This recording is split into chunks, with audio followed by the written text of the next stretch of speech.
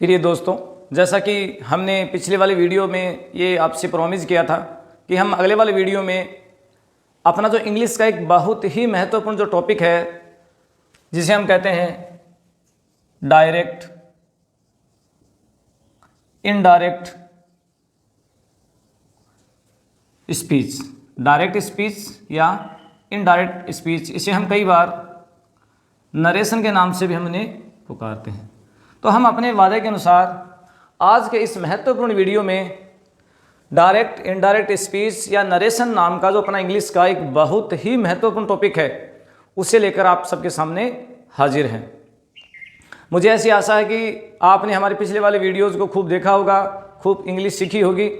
तो इसी कड़ी में आज हम डायरेक्ट इनडायरेक्ट को लेकर आपके अपने चैनल स्मार्ट स्कूल क्लासेज में आप सभी का स्वागत है।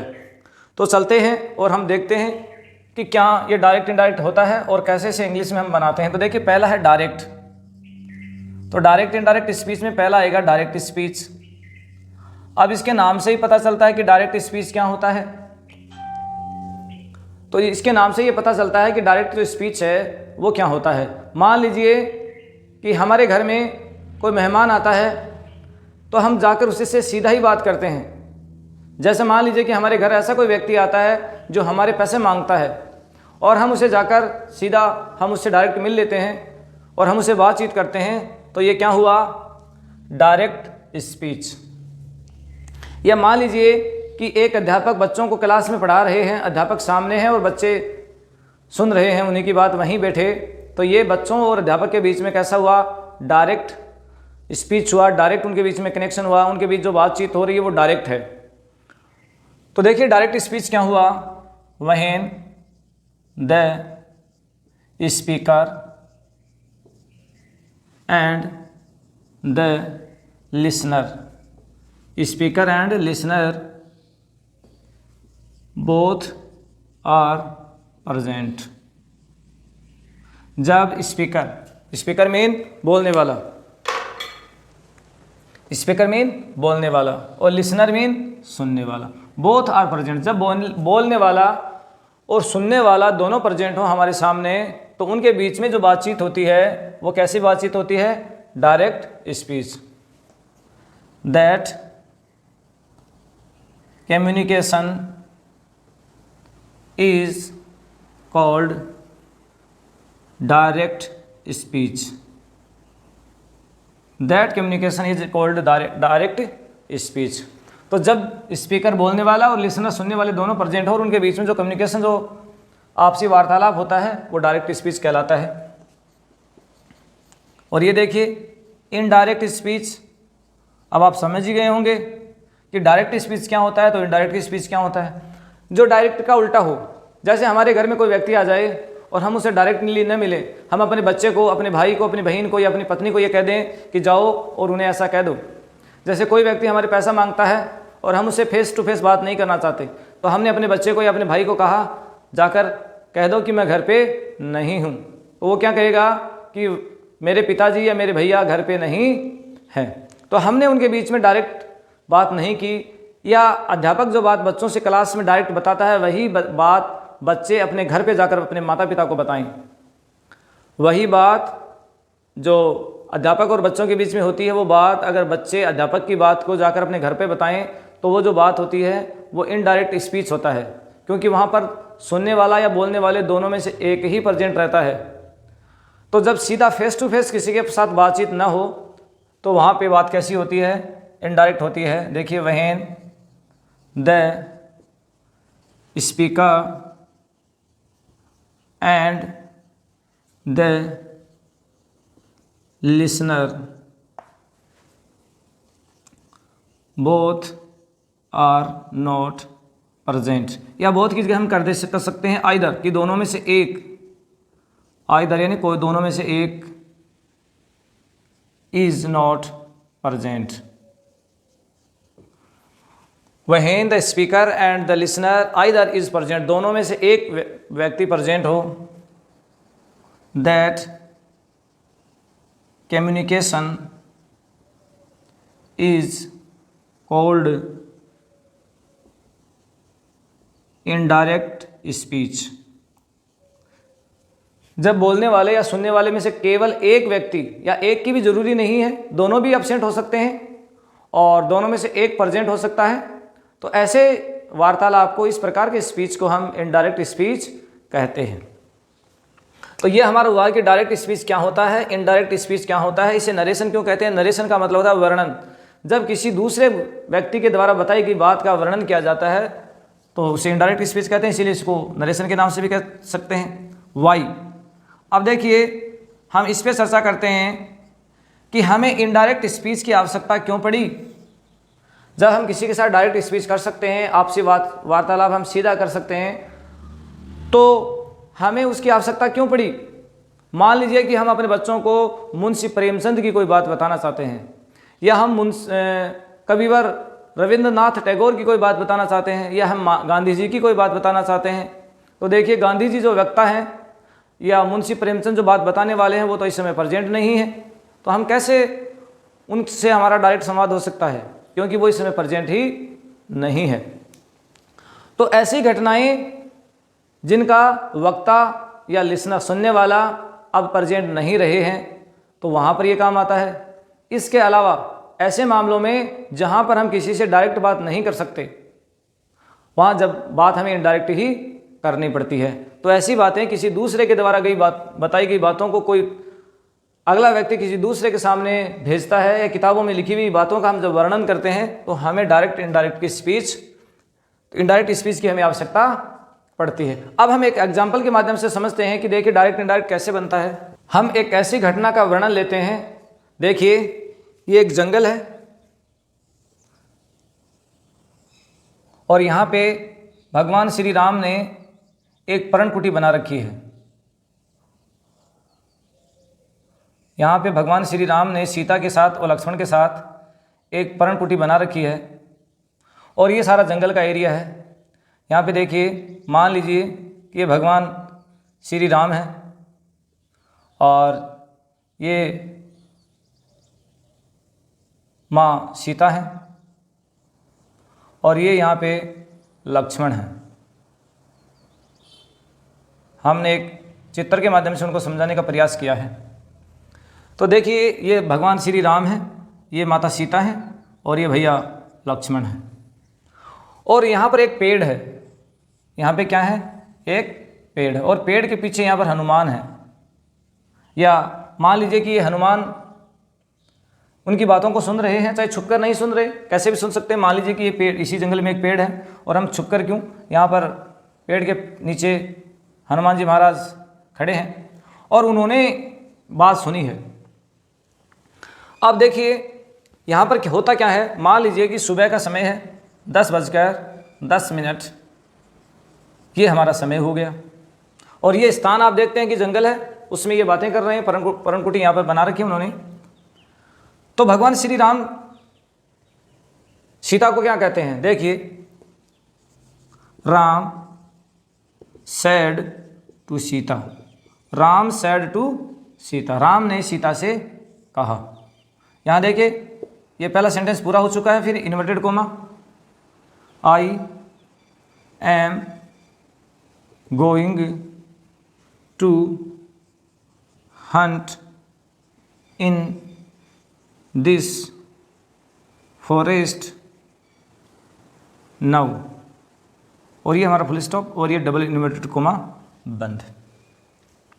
राम सेड टू सीता, राम ने सीता से कहा, I am going to hunt in this forest now, थोड़ा सा हम और इसको बढ़ा देते हैं, with my brother, with my brother, मैं अपने भाई के साथ। I am going to hunt in this forest now with my brother, जिसका हिंदी अर्थ होता है इस समय, नाउ यानी अब, इस समय मैं अपने भाई के साथ, विद माई ब्रदर, मैं अपने भाई के साथ इस जंगल में, इन दिस फॉरेस्ट, इस जंगल में शिकार करने जा रहा हूँ। राम ने सीता से कहा कि मैं अपने भाई के साथ अब इस जंगल में शिकार करने जा रहा हूँ। तो देखिए ये बात जब राम ने सीता से कही तो यहाँ जो हनुमान जी महाराज थे उन्होंने ये बात सुनी। और यहाँ पे एक दूसरा जंगल है, यहाँ पे एक दूसरा जंगल है और उसमें सुग्रीव और उसकी सेना है। यहाँ सुग्रीव और उसकी सेना है।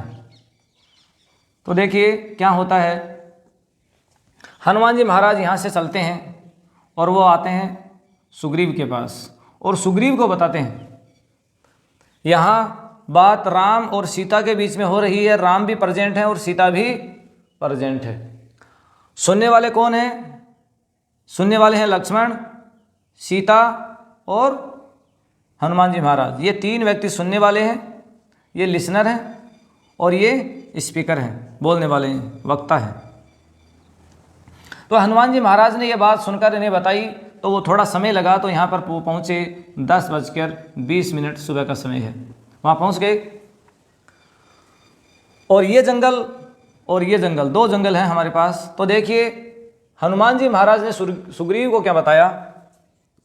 हनुमान जी महाराज कहेंगे कि राम टोल्ड सीता, राम ने सीता को बताया दैट, अभी मैं इसको बना देता हूँ सेंटेंस को, फिर कैसे बना है, क्यों बना, इस पर हम चर्चा कर लेंगे। Ram was going to hunt in that forest, then with his brother। ये इस देखिए डायरेक्ट सेंटेंस है, ये डायरेक्ट है जहाँ राम और सीता के बीच में सीधा संवाद हो रहा है। और यहाँ पर देखिए ये इनडायरेक्ट सेंटेंस है क्योंकि यहाँ बात हनुमान जी महाराज कर रहे हैं सुग्रीव से, लेकिन हनुमान जी महाराज अपनी कोई बात नहीं कर रहे हैं, वो बात किसकी कर रहे हैं? राम और सीता की। हनुमान जी महाराज जो मुँह से बोल रहे हैं वो अपनी कोई बात नहीं बोल रहे, वो बात किसकी कर रहे हैं? राम ने जो सीता को बात बताई थी उसकी बात कर रहे हैं। तो जब यहाँ पर बोलने वाला राम और सुनने वाले सीता दोनों प्रेजेंट हैं तो ये सेंटेंस डायरेक्ट है। और जब हनुमान जी महाराज सुग्रीव के साथ राम और सीता की बात कर रहे हैं तो इस समय न तो देखिए यहाँ पर राम प्रेजेंट है और न सीता प्रेजेंट है, तो ये जो बात है वो इनडायरेक्ट है। वो बात कैसी है? इनडायरेक्ट है, क्योंकि वो दोनों किसी तीसरे के बारे में बात कर रहे हैं, क्योंकि वो दोनों किसी तीसरे के बारे में बात कर रहे हैं, इसलिए इनडायरेक्ट बात है। और देखिए बदलाव क्या हुआ है, हमने देखा कि सैड टू का टोल्ड हो गया है। एक बदलाव यहाँ पर यह आया है सेंटेंस में कि सैड टू का क्या हो गया? टोल्ड हो गया है। और एक देखिए यहाँ पर हमारा जो फुल स्टॉप है जो सेंटेंस को अलग कर देता है, और यहाँ डबल इन्वर्टेड कोमा जहाँ से एक नया सेंटेंस शुरू हुआ तो इन दोनों को हटा दिया गया है और यहाँ जोड़ने के लिए दैट आ गया है। तो ये हमारा दूसरा चेंज है। फिर देखिए यहाँ पे आई है और यहाँ उसका हो चुका है राम, आई का क्या हो चुका है? राम। तो ये सेंटेंस का तीसरा चेंज है। फिर देखिए एम था यहाँ पे और यहाँ पर क्या हो गया? वाज। एम का यहाँ क्या हो गया? वाज। तो ये सेंटेंस का चौथा चेंज है। फिर देखिए going to hunt, hunt, in, this का क्या हो गया है? दैट हो गया है। दिस का क्या हो गया? दैट हो गया है। तो ये हमारा जैसे जो है पांचवा चेंज हो चुका है। और नाउ जो है इसका देन चेंज हो गया, तो ये भी पांचवा ही चेंज है। हम इसको समझेंगे अभी कैसे पांचवा ही है, क्योंकि दोनों सेम ही है। और यहाँ देखिए माई का क्या हो चुका है? हिज। तो ये एक जो 3 नंबर वाला चेंज है उसी का ही एक भाग हो रहा है यहाँ पे। तो अभी हमने देखा कि डायरेक्ट इनडायरेक्ट बनाने के लिए हमें किसी भी सेंटेंस में अधिकतम 5 चेंजेस करने पड़ सकते हैं। हमें जब भी किसी डायरेक्ट सेंटेंस को इनडायरेक्ट में बदलना हो तो हमें अधिकतम 5 चेंजेस करने पड़ सकते हैं। हो सकता है कि 2 चेंज हो, 3 चेंज हो, 4 चेंज हो या एक ही चेंज हो सेंटेंस में, लेकिन अधिकतम हमारे पास कितने चेंज हो सकते हैं? 5। अब देखिए, तो देखिए राम सैड टू सीता, ये जो बात थी इसे हम ग्रामर की भाषा में क्या कहते हैं? क्या कहते हैं? Reporting verb. क्या कहते हैं? Reporting verb. और ये जो डबल इन्वर्टेड कोमा के अंदर जो बंद रहता है सेंटेंस, ये क्योंकि किसी के मुख द्वारा बोली गई बात होती है। ये जो डबल इन्वर्टेड कोमा में जो लिखी हुई बात है, अगर हम सामान्यतः किसी बुक में देखते हैं और किसी व्यक्ति द्वारा बोली गई बात को, उसके द्वारा बोले गए कथन को अगर डायरेक्टली यूं का यूं ही लिख दिया जाता है तो वहाँ पे हमेशा ही उस सेंटेंस को डबल इन्वर्टेड कोमा में बंद किया जाता है। तो इस वाले हिस्से को हम क्या कहते हैं? इसको कहते हैं रिपोर्टेड स्पीच। क्या कहते हैं? Reported speech. तो एक बार दोबारा से देख लेते हैं सेड टू वाला जो सेंटेंस होता है उसे हम ग्रामर की भाषा में कहते हैं रिपोर्टिंग वर्ब, और जो डबल इन्वर्टेड कोमा में जो सेंटेंस बंद रहता है उसे हम कहते हैं रिपोर्टेड स्पीच। इसे शॉर्टली हम क्या कहते हैं, आरवी। इसे हम क्या कहते हैं, शॉर्ट में क्या कहते हैं, रिपोर्टिंग आर और वर्ब का वी। बार बार जब हम इसको पढ़ेंगे हमारे आगे एक सीरीज चलेगी लंबी, जिसमें हम पूरे डायरेक्ट इनडायरेक्ट को देखेंगे, ध्यान से देखेंगे, और एक एक जो डाउट हमारा है इसके बारे में हम क्लियर करेंगे। तो बार बार हम आरवी बोलेंगे तो आप समझ आना है कि आरवी क्या है, जो बाहर वाला जो सेंटेंस होता है सेट टू वाला वो है, और रिपोर्टेड स्पीच को हम शॉर्ट में क्या कह सकते हैं, आर एस का मतलब है रिपोर्टेड स्पीच। अब देखिए ये चेंज क्यों हुए हैं, ये चेंज क्यों हुए हैं। देखिए यहाँ पर राम ने एक साधारण सी बात बताई है सीता को। राम ने क्या किया है कि सीता को साधारण सी बात बताई है, इसलिए टोल्ड आ गया। तो ये टोल्ड कैसे बदलेगा, ये हमारा तय करेगा कि हमारा जो रिपोर्टेड स्पीच का जो सेंटेंस है वो कैसा होगा।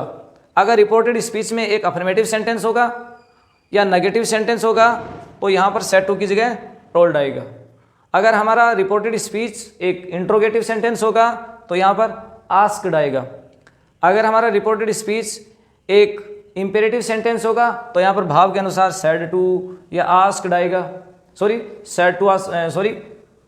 रिक्वेस्टेड या ऑर्डर्ड आएगा। अगर हमारे जो रिपोर्टेड स्पीच वाला जो सेंटेंस है वो एक एक्सक्लेमेटरी सेंटेंस हो तो यहाँ पर सेड टू की जगह exclaimed with surprise, exclaimed with सोरो, एक्सक्लेम्ड विद हैप्पी, ये आ सकते हैं। तो अभी हम उनको और आगे सब विस्तार चर्चा करेंगे। और फिर यहाँ पर देखिए हमने जोड़ने के लिए दैट काम में लिया, तो दैट को हमने क्यों जोड़ा, यहाँ पर ये फिर हमारा निर्भर करेगा कि रिपोर्टेड स्पीच कैसा है। रिपोर्टेड स्पीच एक असर्टिव या हम कह सकते हैं कि अफर्मेटिव या नेगेटिव सेंटेंस हो तो जोड़ने के लिए दैट आएगा। अगर रिपोर्टेड स्पीच जो सेंटेंस हमारा है वो अगर एक इंट्रोगेटिव सेंटेंस है तो यहाँ पर जोड़ने के लिए WH वर्ड आ सकता है या इफ या विदर आ सकता है। फिर ये देखिए आई कैसे बदल गया। देखिए राम ने सीता से कहा मैं जा रहा हूँ, राम ने सीता से कहा मैं जा रहा हूँ। कौन जा रहा है जंगल में, राम। तो यहाँ पर देखिए राम हमने लिख दिया है राम। तो ये हमारा होता है प्रोनाउन चेंज। ये क्या होता है, प्रोनाउन चेंज। तो अब ये प्रोनाउन कैसे चेंज होते हैं, यहाँ पर आई का राम कैसे बना, यहाँ पर यू आ जाता है तो उसका क्या बनेगा, यहाँ पर किसी का नाम आ जाए तो वो कैसे चेंज होगा। ये हमारा चेंज होता है सन बट्टा 123, सन बट्टा 123। तो सन बट्टा 123 को हम आगे और ध्यान से पढ़ेंगे। फिर देखिए यहाँ पर है एम, और एम का मतलब है प्रेजेंट टेंस, एम का मतलब है प्रेजेंट कंटिन्यूअस। और यहाँ पर देखिए वाज का मतलब है पास्ट कंटिन्यूअस। प्रेजेंट कंटिन्यूअस का पास्ट कंटिन्यूअस क्यों हो गया, आप मुझे कमेंट बॉक्स में लिखकर बताएं कि प्रेजेंट कंटिन्यूअस का पास्ट कंटिन्यूअस क्यों हो गया। देखिए जब राम और सीता बात कर रहे थे उस समय एग्जैक्ट टाइम था 10:10। तो जिस समय वो बात कर रहे थे उसी समय की बात है, तो वहाँ पर प्रेजेंट कंटिन्यूअस टेंस था। फिर वहाँ से जो हनुमान जी महाराज हैं वो चले उस जंगल से दूसरे जंगल में पहुँचे, तब तक 10 मिनट का टाइम और हो चुका था, तो तब तक समय हो गया 10:20। तो बात 10 मिनट पुरानी हो गई। बात क्या हो गई, 10 मिनट पुरानी। तो 10 मिनट पुरानी बात होने की वजह से पुरानी बातों में कौन सा टेंस आता है, पास्ट कंटिन्यूअस। तो समय बदल गया, और समय को कोई नहीं रोक सकता, समय को कोई नहीं रोक सकता। टाइम इज इनडेफिनेट, समय है वो अनंत है, उसे कोई रोक नहीं सकता। तो हमेशा ही प्रेजेंट कंटिन्यूअस है वो पास्ट कंटिन्यूअस में चेंज हो जाता है। तो देखिए पास्ट कंटिन्यूअस, प्रेजेंट कंटिन्यूअस है वो पास्ट कंटिन्यूअस में चेंज हो जाता है, प्रेजेंट सिंपल पास्ट में चेंज हो जाता है। तो ये कैसे चेंज होते हैं सारे टेंसों का, हम उसके लिए एक अलग टेंस चेंज की, इसके लिए हम एक अलग से टेंस चेंज की जो टेबल है वो अभी हम पूरी देखने वाले हैं। अभी हम क्या करेंगे, जो टेंस चेंज की जो टेबल है पूरी हमारी वो देखेंगे। तो अभी हमने देखा कि सेड टू में बदलाव आएगा, यहाँ जोड़ने के लिए कुछ आएगा, जो हमारे प्रोनाउन है या जो नाउन है उनका चेंज होगा, टेंस का चेंज होगा। फिर देखिए दिस का हो गया दैट, क्योंकि बात हो रही थी इस जंगल में, डायरेक्ट बात हो रही थी इस जंगल में, और इनडायरेक्ट बात हो रही है उस जंगल में, दूर उस जंगल में। स्थान बदल गया है। ये जरूरी नहीं है कि हमेशा स्थान बदले, क्योंकि राम और सीता इसी जंगल में बात कर रहे हैं और इसी जंगल में हो सकता है कि जो हमारे हनुमान जी महाराज हैं वो जाकर सुग्रीव को बात बता दें, वो उसी जंगल में उपस्थित हो। तो समय बदले या नहीं बदले ये कोई आवश्यक नहीं है, लेकिन स्थान बदले या नहीं बदले ये कोई आवश्यक नहीं है, लेकिन समय है वो जरूर बदल जाएगा। तो जंगल बदल गया था इसलिए दिस का दैट हो गया। नौ इन अब देन यानी तब, क्योंकि समय बदल गया तो अब 10 बजे और 10:20 पर क्या कहेगा तब। तब कब? 10:10 पे। फिर देखिए विद का विद, फिर माई का हो गया हिज। माई यानी मेरा। राम कह रहा है मेरा। राम क्या कह रहा है कि राम यानी मेरा भाई। राम कह रहा है कि मेरा भाई। और जब इनडायरेक्टली हम बात करेंगे तो भाई किसका है? भाई किसका है? राम। इसलिए पुरुष का जो पॉजिटिव होता है वो हिज होता है। तो ये हमारे 5 चेंज हो गए। तो अभी हमने इन टेंसों को समझा कि कैसे एक बात किसी दूसरे व्यक्ति के पास जब पहुंचती है तो उसका समय बदल जाता है, चाहे 1 सेकंड ही क्यों न लगे। जैसे मान लीजिए कि कोई व्यक्ति है, जो कोई नेता है देश का, वो भाषण दे रहा है अंग्रेजी में, और वहाँ जो जनरल पब्लिक जो बैठी है उसे इंग्लिश समझ में नहीं आती है, और समस्या यह है कि नेताजी को हिंदी नहीं आती है। तो नेताजी ने क्या कर रखा है? एक दुभाषिया खड़ा कर रखा है। नेताजी जो बात बोलते हैं उसी बात को दुभाषिया ट्रांसलेट करके बताता है। लेकिन क्योंकि थोड़ा बहुत समय तो वहाँ पर भी खप जाता है, थोड़ा बहुत समय वहाँ पर नेताजी बोलते हैं, फिर दुभाषिया सुनता है, वो उसको ट्रांसलेट करता है और पब्लिक के पास उस बात को भेजता है। तो कुछ समय वहाँ बदल जाता है, इसलिए वहाँ पर भी कई बार टेंसों को बदल दिया जाता है। और ये ज़रूरी नहीं है कि स्थान हमेशा ही बदले, लेकिन अमूमन ये होता है कि स्थान भी बदल जाता है। तो अभी हम उनको और थोड़ा विस्तार से देखते हैं। तो अभी हमने बात की कि रिपोर्टिंग वर्ब क्या होती है। रिपोर्टिंग वर्ब क्या होती है? सेंटेंस इंक्लूडिंग said to, या सेंटेंस विद द स्पीकर और listener is called the reporting verb, जिसे हम शॉर्टली आरवी भी कह सकते हैं। जिस सेंटेंस में सेड टू हो या स्पीकर हो या लिसनर यानी सुनने वाला हो, तो वो सेंटेंस क्या कहलाता है? रिपोर्टिंग वर्ब कहलाता है। जैसे Ram said to Sita. Ram said to Sita. ये देखिए यहाँ पर सेंटेंस में सेड टू है, यहाँ पर राम जो है वो क्या है? स्पीकर हैं, बोलने वाले हैं, और जो सीता है वो लिसनर मीन सुनने वाला, और ये हमारी वर्ब है।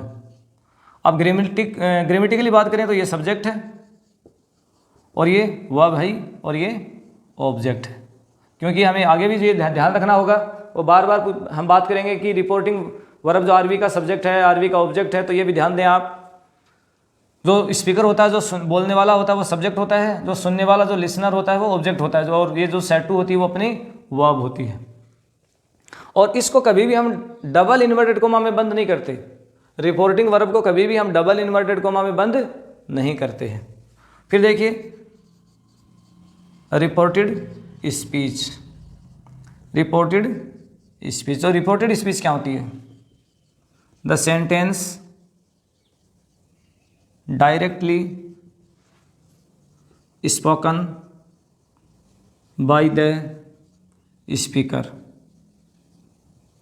और the subject is called reported verb, जिसे हम शॉर्टली क्या कर सकते हैं? आरवी। वो सेंटेंस जो डायरेक्टली स्पीकर वक्ता के द्वारा या सब्जेक्ट, ग्रामेटिकली हम उसे सब्जेक्ट भी कह सकते हैं, उसके द्वारा डायरेक्टली बोला गया हो तो उसे हम क्या कहते हैं? रिपोर्टेड वर्ब कहते हैं। देखिए जैसे राम ने सीता से क्या कहा था? I am going to hunt in this forest now with my brother. तो ये जो सेंटेंस है जिसे डबल इन्वर्टेड कोमा में हमने बंद कर रखा है, ये जो सेंटेंस है वो रिपोर्टेड स्पीच होता है, या जिसे हम रिपोर्टेड वर्ब नहीं, मैंने यहाँ रिपोर्टेड वर्ब लिख दिया, रिपोर्टेड स्पीच, और इसे हम शॉर्टली RS भी कह सकते हैं। तो जो सेंटेंस डबल इन्वर्टेड कोमा के अंदर बंद रहता है वो रिपोर्टेड स्पीच कहलाता है, और जो सेंटेंस डबल इन्वर्टेड कोमा के बाहर रहता है वो रिपोर्टेड वर्ब कहलाता है। तो आप ये समझ गए। अब एक डायरेक्ट इनडायरेक्ट में हमें क्या करना होता है कि जो रिपोर्टेड वर्ब और रिपोर्टेड स्पीच है वो अलग अलग लिखे हुए होते हैं और दोनों के बीच में एक फुल स्टॉप होता है, लेकिन अब हमको क्या करना है कि दोनों सेंटेंसों को जोड़कर एक बना देना है, उनके बीच में कोई कंजंक्शन लगाना है। अब क्योंकि दो सेंटेंस डायरेक्टली यूँ तो जुड़ेंगे नहीं, उनके बीच में कोई ना कोई कंजंक्शन आएगा, तो हमें दोनों के बीच में कोई ना कोई एक कंजंक्शन लगाना है और दोनों सेंटेंसों को जोड़ना है, और जो बात किसी के द्वारा डायरेक्टली की गई है हम उसे इनडायरेक्टली बना देते हैं। जैसे मुंशी प्रेमचंद ने अपनी किताब में कोई बात कही है और हमें वो बात किताब के माध्यम से बच्चों को बतानी है, तो इस समय क्योंकि मुंशी प्रेमचंद तो जिंदा है नहीं, इसलिए अध्यापक अपने मुख से प्रेमचंद की बात को बताता है, यानी प्रेमचंद इनडायरेक्टली अध्यापक के अंदर आ जाता है और प्रेमचंद की बात को अध्यापक बताता है, तो वो बात इनडायरेक्ट होती है। तो देखिए अब हम उनको क्या करेंगे कि हम उनको रूल वाइज हम इनका अध्ययन करेंगे। रूल नंबर 1 या हम कह सकते हैं चेंज नंबर 1, क्योंकि अभी हमने देखे कि सेंटेंस बनाने में हमें 5 चेंज करने पड़ेंगे, तो चेंज नंबर 1 या रूल नंबर 1 के अनुसार हम इन सेंटेंसों का अध्ययन करने वाले हैं। चेंज नंबर 1 जो हमारा है वो कैसे काम करने वाला है।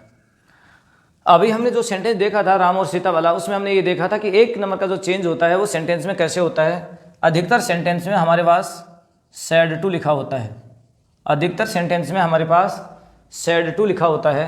तो देखिए उस सैड टू को हम कैसे चेंज करेंगे ये हम देखने वाले हैं। तो जो सैड टू है वो चेंज हो जाएगा टोल्ड में। अगर सेंटेंस एक असर्टिव सेंटेंस हो, जो हमारा रिपोर्टेड स्पीच है वो एक असर्टिव सेंटेंस हो, आगे वाला जो सेंटेंस है वो हमारा एक असर्टिव सेंटेंस हो, असर्टिव सेंटेंस के अंदर अफर्मेटिव भी आ जाता है और नेगेटिव भी आ जाता है। सैड टू हमारा चेंज हो जाएगा आस्क्ड में। अगर रिपोर्टेड स्पीच एक इंटेरोगेटिव सेंटेंस हो, कैसा सेंटेंस हो, इंटरोगेटिव सेंटेंस हो। अगर हमारा RS यहाँ पर हम लिख देते हैं रिपोर्टेड स्पीच, जिसे हम शॉर्टली RS भी कहते हैं। अगर रिपोर्टेड स्पीच एक असर्टिव सेंटेंस है तो सेड टू का क्या हो जाएगा, टोल्ड। रिपोर्टेड स्पीच अगर एक इंटरोगेटिव सेंटेंस है तो सेड टू का क्या हो जाएगा, आस्क्ड। और देखिए सेड टू चेंज होकर रिक्वेस्टेड या ऑर्डर्ड या एडवाइज्ड इस प्रकार से बदल सकता है। अगर हमारा जो आगे का रिपोर्टेड स्पीच का जो भाग है वो एक इंपेरेटिव सेंटेंस हो, इंपेरेटिव सेंटेंस हो। अब देखिए असर्टिव सेंटेंसेज क्या होते हैं, इंटरोगेटिव सेंटेंस क्या होते हैं, इंपेरेटिव सेंटेंसेज क्या होते हैं। अगर हम इन्हीं चीज़ों को भी अगर इस वीडियो में शामिल कर लेंगे या इसी सीरीज़ में शामिल कर लेंगे तो शायद हमारा वीडियोज़ बहुत लंबे हो जाएंगे। तो हमने इन सेंटेंसों पर अलग से वीडियो बना रखे हैं। आप जब भी हमारे चैनल की प्ले लिस्ट में जाएंगे तो वहाँ पे सेंटेंस स्ट्रक्चर के नाम से जो 10 सीरीज़ है उसमें आपको 2 वीडियोज़ अलग मिलेंगे और उसमें हमने अच्छे से इसको समझाया है, तो आप वहाँ से देख सकते हैं। तो देखिए जो इंपेरेटिव सेंटेंस में भाव होगा, अगर वहाँ पर प्रार्थना का भाव होगा तो रिक्वेस्ट कर देंगे, आदेश का भाव होगा तो ऑर्डर्ड कर देंगे, और सलाह का भाव होगा तो एडवाइज कर देंगे, मना करने का भाव है तो रिफ्यूज़ कर देंगे। तो वहाँ पर ये देखा जाएगा कि जो इंपेरेटिव सेंटेंस बोला गया है वक्ता के द्वारा उसमें उसका भाव कैसा है। और देखिए हम सेड टू को सजेस्टेड में बदल देंगे, सजेस्टेड टू। अगर हमारा आगे वाला सेंटेंस लेटस से स्टार्ट हो, लेट से नहीं, ये ध्यान दें कि लेट से नहीं, लेटस से स्टार्टेड सेंटेंस हो। अगर हमारा आगे वाला सेंटेंस लेटस से स्टार्ट हो तो हम सेड टू का क्या कर देते हैं, सजेस्टेड टू कर देते हैं। Exclaimed with surprise, exclaimed with sad, exclaimed with happiness. देखिए, अगर हमारा आगे वाला जो रिपोर्टेड स्पीच वाला जो सेंटेंस है वो एक एक्सक्लेमेटरी सेंटेंसेज अगर वो हैं, तो हम सैड टू की जगह क्या कर देंगे, एक्सक्लेम्ड विद सरप्राइज। अगर कोई आश्चर्य की बात हो तो एक्सक्लेम्ड विद सरप्राइज, दुख की बात हो तो एक्सक्लेम्ड विद सोरो या एक्सक्लेम्ड विद सैडनेस भी हम कर सकते हैं। एक्सक्लेम्ड विद सैड, दुख के लिए सैड। एक्सक्लेम्ड विद हैप्पी, खुशी के लिए हैप्पीनेस। और इन वीडियोज़ को जब हम, इन सेंटेंसेस को जब हम देखेंगे वन बाय वन, इनका हम अध्ययन करेंगे, तो और हम इनका सविस्तार अध्ययन करने वाले हैं। तो आज के इस वीडियो में हमने देखा कि डायरेक्ट इनडायरेक्ट क्या होते हैं। आज के इस वीडियो में हमने क्या देखा, डायरेक्ट इनडायरेक्ट क्या होते हैं,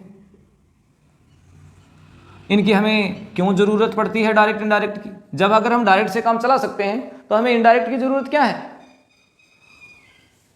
RV यानी जिसे हम कहते हैं रिपोर्टिंग वर्ब, वो क्या है, रिपोर्टेड स्पीच, जिसे हम कह सकते हैं RS रिपोर्टेड स्पीच, वो क्या है। और हमने देखा कि कैसे स्थान बदल जाता। हमने एक चित्र के माध्यम से हमने राम, सीता, लक्ष्मण और हनुमान जी महाराज और सुग्रीव का एक चित्र बनाकर हमने देखा कि किस प्रकार उनके बीच में बातचीत होती है। तो एक चित्रात्मक शैली से हमने ये देखा कि कैसे वो बनते हैं। और फिर कितने इसमें जो चेंज होते हैं, जो 5 चेंजेज जो है हमारे, पहला जो चेंज सेट टू का होता है, दूसरा चेंज जो सेंटेंस को जोड़ने का होता है, तीसरा चेंज जो हमारे प्रोनाउन चेंज का होता है, चौथा चेंज हमारे जो टेंसेज का होता है, और पांचवा चेंज जो हमारे स्थान और टाइम का होता है। तो इस प्रकार से हमने 5 जो हमारे बदलाव हैं उनके बारे में बेसिक जानकारी देखी। और आज हमने चेंज नंबर 1 उसके बारे में हमने देखा कि चेंज नंबर 1 जो सैड टू बदलता है वो किस प्रकार से कैसे सेंटेंसों में बदल जाता है। तो अगले वाले वीडियो में हम ये देखेंगे कि चेंज नंबर 1 को सेंटेंस में हम कैसे लगाएं, चेंज नंबर 1 को हम सेंटेंस में कैसे लगाएं, ये भी देखेंगे कि चेंज नंबर 2 को सेंटेंस में कैसे लगाएं, चेंज नंबर 3, 4, 5 इन सब को हम सेंटेंसेज में कैसे अप्लाई करें। और इस सीरीज के लास्ट के वीडियो में हम ऐसे विचित्र सेंटेंस देखने वाले हैं जो कई बार हमारे जो नियम हैं उनका पालन वो नहीं करते हैं और उनको अलग तरीके से उनकी फ्रेमिंग होती है। तो ये सीरीज एक बहुत ही महत्वपूर्ण सीरीज होने वाली है। अगर आज का वीडियो आपको पसंद आया तो आप इसे लाइक करें और अपने ज़्यादा से ज़्यादा अपने दोस्तों के साथ इसे शेयर करें। अगले वाले वीडियो में आपसे फिर मुलाकात होगी, तब तक के लिए आप सभी को धन्यवाद।